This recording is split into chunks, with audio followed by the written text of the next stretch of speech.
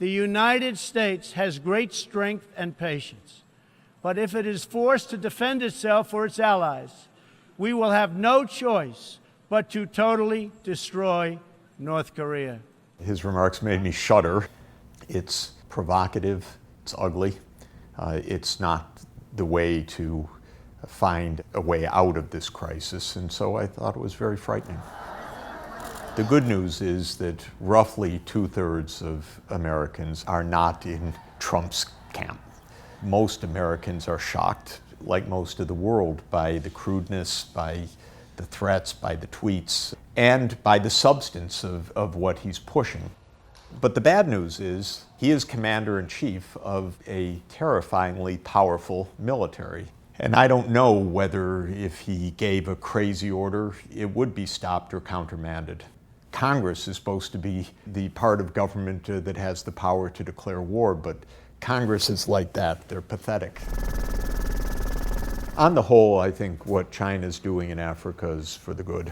They build real practical things. So you go to a lot of places that had blackouts or no electricity at all, and you turn on the light and you say, oh, that's good. That wasn't here last year. And they say, yeah, but the hydro dam is now in place, and China's putting in a lot of hydroelectric power. They don't ask a lot of questions of the government. It's true that the counterpart of this is usually some kind of long-term arrangements on resources, but it's negotiated, and to my mind, of course, it should be transparent. The aid that the traditional Western donors give, a big problem with it is that it's turned on, turned off, turned on, turned off. But you can't do development that way.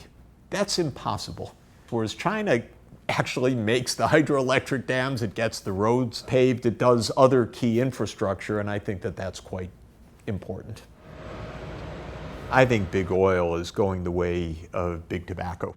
In the United States, we've got denial, we've got bravado, and they think they run the show.